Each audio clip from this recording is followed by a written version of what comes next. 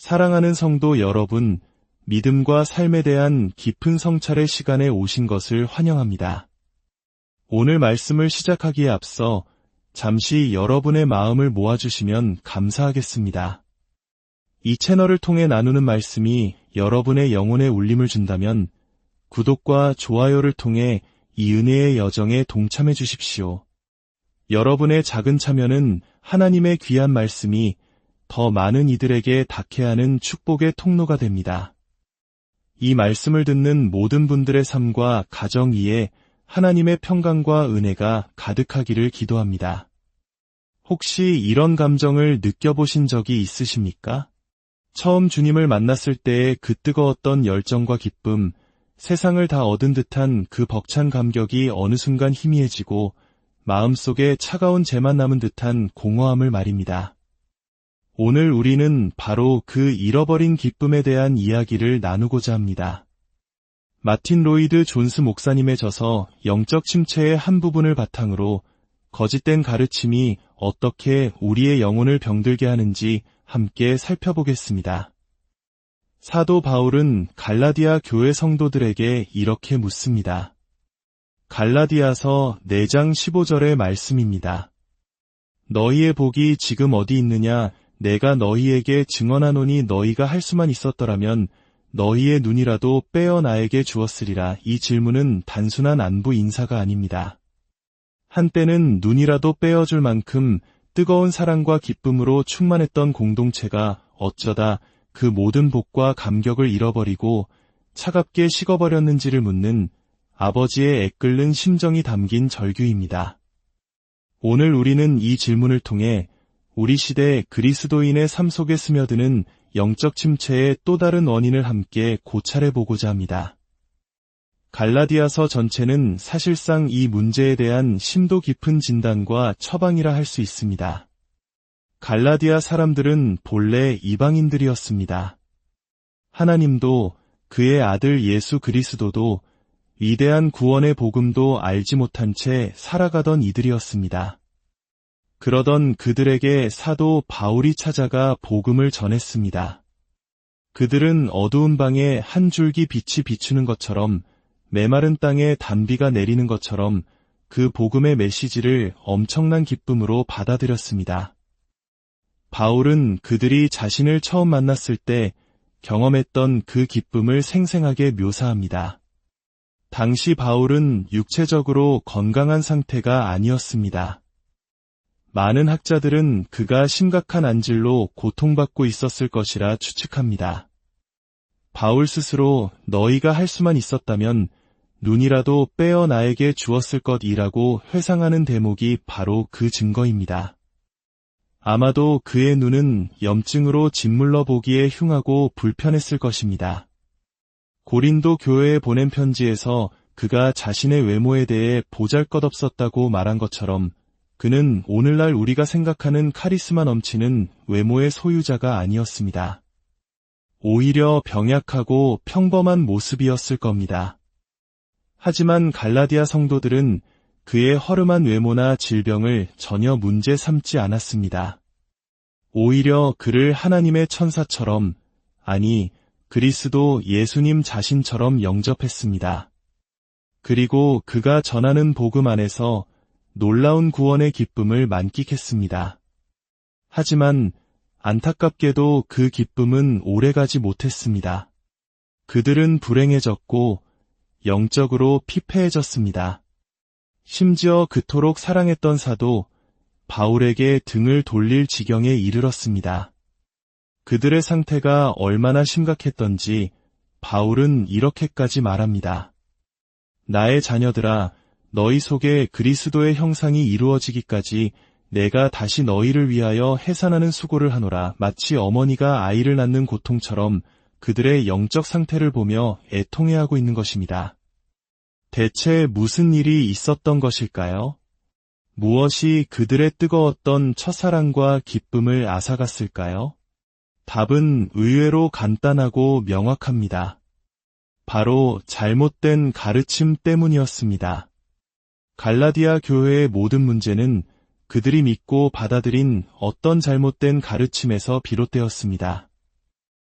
이것은 신약 성경 전체에서 매우 비중 있게 다루어지는 주제입니다.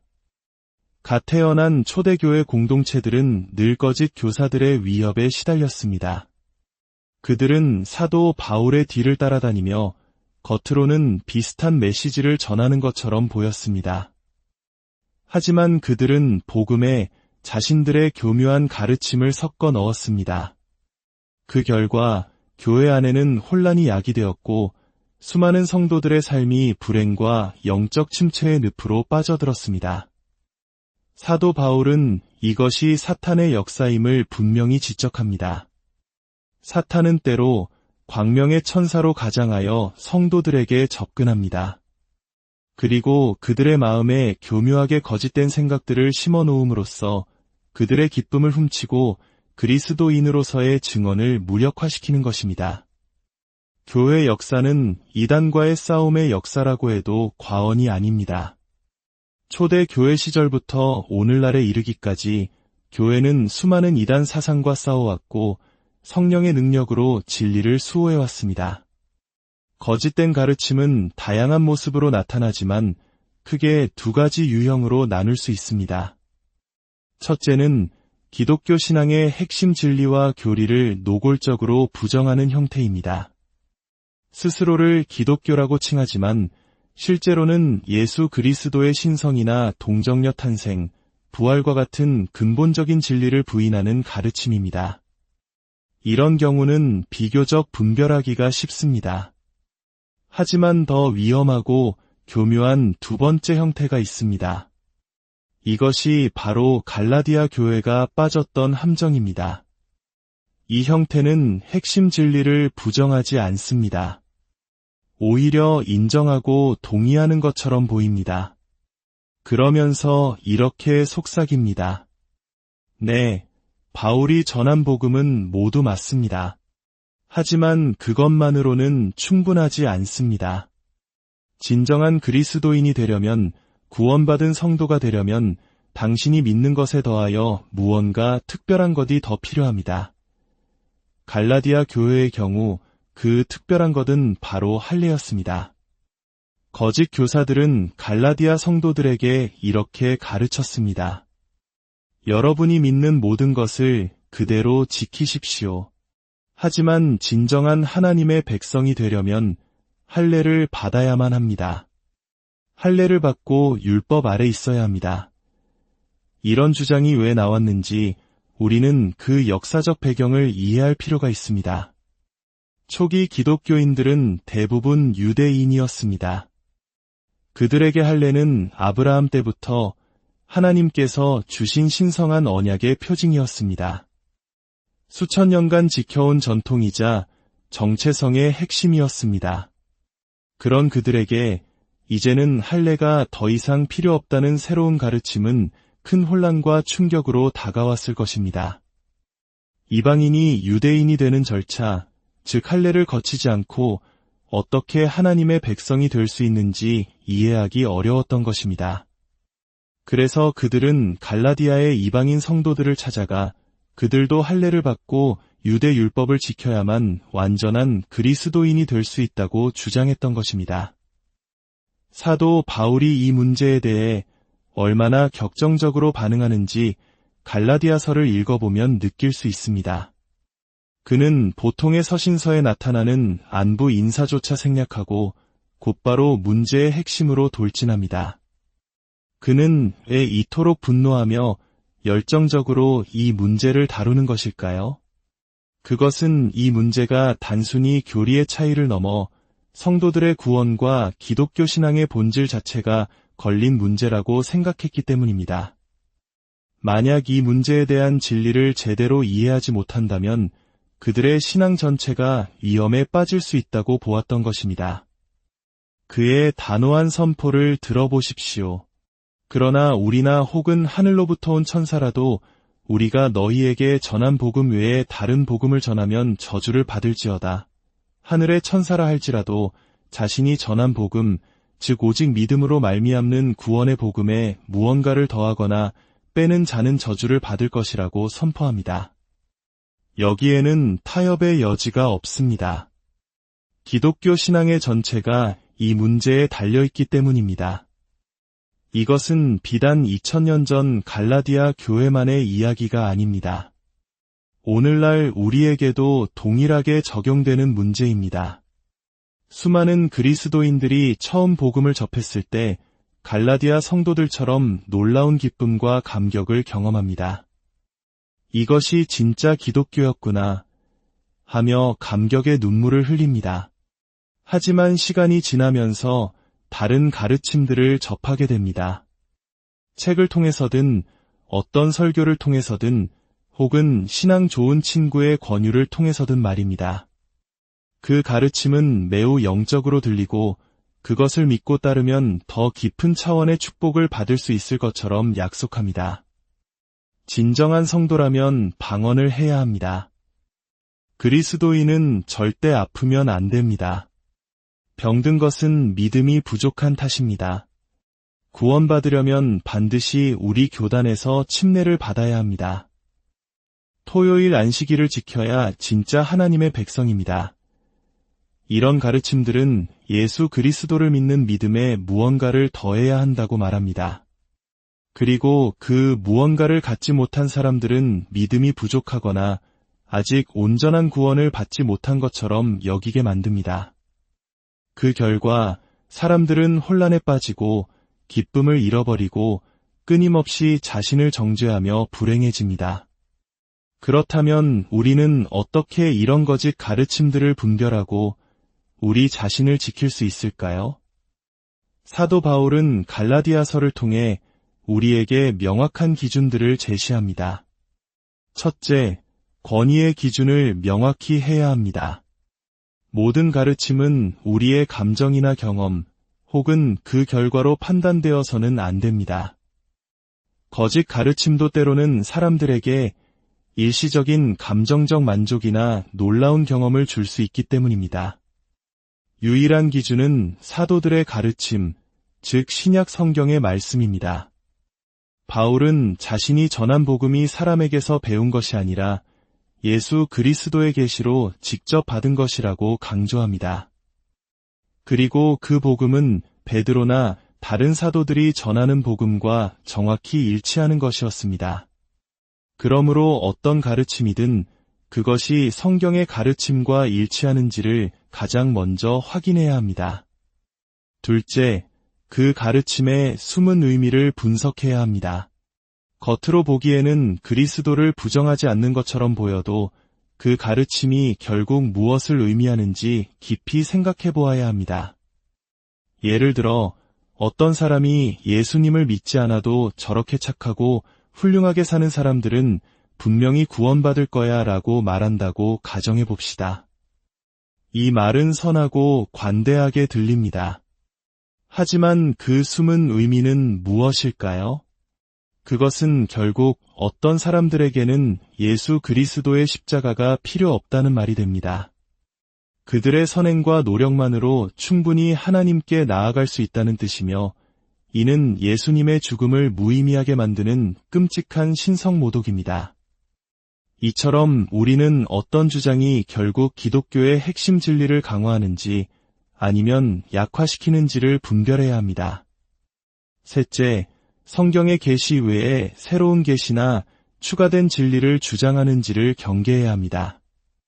거짓 가르침들은 종종 이것은 성경에는 없지만 하나님께서 우리 지도자에게 특별히 보여주신 새로운 진리입니다. 라고 주장합니다. 어떤 사람이 신비한 환상을 보았거나 특별한 계시를 받았다는 것을 권위의 근거로 삼습니다.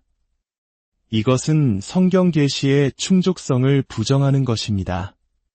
성경은 이미 우리의 구원과 신앙생활에 필요한 모든 것을 충분히 담고 있습니다. 그 어떤 것도 성경에 더해질 수 없습니다. 넷째, 그리스도 더하기 알파의 공식을 경계해야 합니다. 거짓 가르침은 항상 그리스도만으로는 부족하다고 말합니다. 그리스도 더하기 교회, 그리스도 더하기 성모 마리아, 그리스도 더하기 특별한 의식, 그리스도 더하기 특별한 경험을 요구합니다. 그러나 복음의 핵심은 오직 그리스도입니다. 그리스도는 우리의 구원에 있어 유일하고 충분한 분이십니다. 그분 외에 다른 어떤 것도 구원의 조건으로 추가되어서는 안 됩니다. 다섯째, 그 가르침이 과거의 신앙 경험을 부정하게 만드는지를 살펴보십시오. 이것은 매우 중요한 분별의 기준입니다. 새로운 가르침에 빠진 사람들은 종종 이렇게 말합니다. 내가 이제야 진짜 진리를 깨달았다. 과거 나의 신앙은 미숙하고 잘못된 것이었다. 그들은 과거에 하나님께서 자신에게 베푸셨던 은혜와 경험마저도 평가절하하고 부정하게 됩니다. 더 나아가 위대한 신앙의 선배들의 삶과 사역까지도 폄하하게 됩니다. 예를 들어 조지 히필드나 존 웨슬리 같은 위대한 부흥사들, 혹은 주기철 목사님이나 손양원 목사님과 같은 한국 교회의 순교자들을 생각해 보십시오. 그들은 특정 교단이 주장하는 방식대로 침례를 받지 않았고 방언을 하지 않았을 수도 있습니다. 그렇다고 해서 그들의 신앙이 가짜였고 그들의 삶에 성령의 역사가 없었다고 말할 수 있겠습니까? 어떤 가르침이 지난 2000년 교회사 속 위대한 성도들의 신앙을 부정하게 만든다면 그것은 매우 위험한 신호입니다. 사랑하는 성도 여러분, 다시 갈라디아 성도들을 향한 바울의 질문으로 돌아가 봅시다. 너희의 복이 지금 어디 있느냐? 이 질문은 오늘 우리 자신을 향한 질문이기도 합니다. 혹시 당신의 마음속에 첫사랑의 기쁨이 사라지고 율법적인 의무감과 영적인 무기력함만 남아있지는 않습니까? 혹시 믿음만으로는 부족하다는 속삭임에 시달리며 끊임없이 무언가를 더해야 한다는 압박감에 짓눌려 있지는 않습니까? 그렇다면 사도 바울의 마지막 외침에 귀를 기울이십시오. 갈라디아서 6장 14절의 말씀입니다. 그러나 내게는 우리 주 예수 그리스도의 십자가 외에 결코 자랑할 것이 없으니 그리스도로 말미암아 세상이 나를 대하여 십자가에 못 박히고 내가 또한 세상을 대하여 그러하니라 할례에 대해 더 이상 말하지 마십시오. 안식일이나 특별한 절기에 대해 말하지 마십시오. 이 모든 것들은 그림자일 뿐입니다. 우리의 유일한 자랑, 유일한 소망, 유일한 기쁨의 근원은 오직 우리 주 예수 그리스도의 십자가뿐입니다. 그 십자가 안에서 우리는 세상에 대해 죽었고 세상 또한 우리에 대해 죽었습니다. 십자가 안에서 우리는 하나님의 완전한 의를 선물로 받았습니다. 십자가 안에서 우리는 하나님의 자녀가 되는 권세를 얻었습니다. 우리는 아무것도 더할 필요가 없습니다. 그리스도 한 분만으로 충분합니다. 아니, 그분은 차고 넘치는 우리의 모든 것입니다. 우리의 신앙의 중심에 그리스도 외에 다른 어떤 것이 들어오려 할 때 우리는 단호히 거부해야 합니다. 우리의 기쁨은 더 많은 율법을 지키거나 더 특별한 경험을 하는 데서 오는 것이 아닙니다. 우리의 기쁨은 오직 우리를 위해 십자가에서 모든 것을 이루신 예수 그리스도의 완전하신 사랑과 은혜 안에 온전히 거할 때 회복됩니다. 우리의 유일한 자랑이여 영원한 반석이신 예수 그리스도, 그분의 충만하신 은혜 안에서 잃어버렸던 첫사랑의 기쁨과 감격을 다시 발견하는 저와 여러분이 되기를 간절히 소망합니다. 우리의 모든 것이 되시는 주 예수 그리스도의 은혜가 이 말씀을 듣는 모든 분들과 영원히 함께 하시기를 축원합니다. 지금까지 함께